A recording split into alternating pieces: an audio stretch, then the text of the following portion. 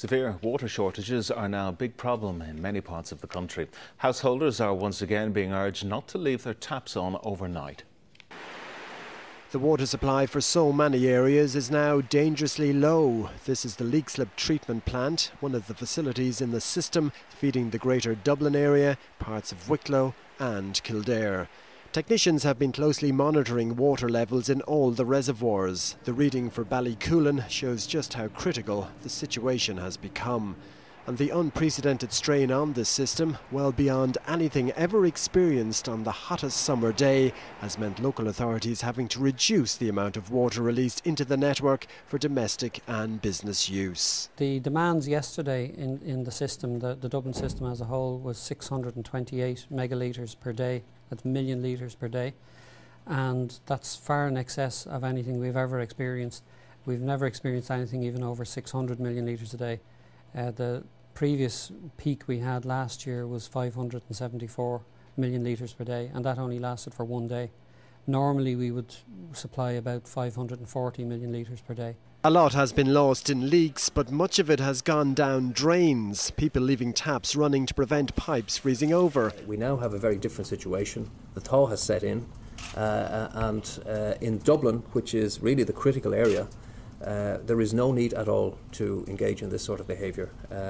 We have seen a major change in the weather, and yesterday in some parts we had 6 degrees. We're not down at freezing temperatures anymore. So I would appeal to people to behave responsibly, because you're only depriving others. But it's not just about running taps. General conservation measures are needed by everyone to get us through this high demand period. Brian Daly, TV3 News.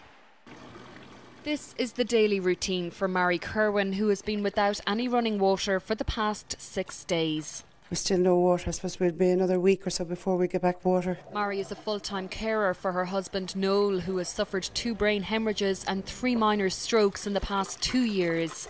I'm exhausted and I'm angry, and I know that I don't care what election is coming next. They can stay away from the front door. I'm not voting for them.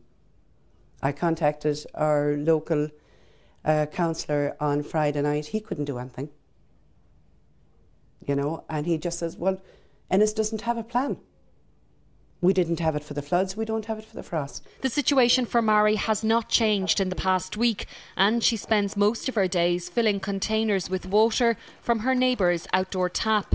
How are you supposed to bring the water? There's no point in bringing bottled water, because it'd take about 8 of those to fill this. And that's only one flush. You need another 8 again, just to bring up the cistern again.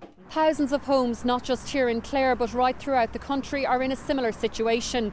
Clare County Council is appealing to those who have water not to leave their taps running, as this is putting increased pressure on water supplies. If you have a number of thousand taps running at the same time, it puts a huge demand on a treatment plant and on a reservoir, and we have to appeal to people that are doing it as a practice to cease doing it, and people who have vacant properties or people who haven't inspected the outlying parts of their farms, for example, to inspect them straight away and make sure there aren't leaks in those. Yeah, they're full now. They should do us those 2 and those, and these here until about 2 o'clock today. Supplies are being turned off or curtailed in certain areas in Clare overnight to conserve water, but for Mary Kerwin the wait continues until she can run her taps again, flush her toilet properly or even operate her shower.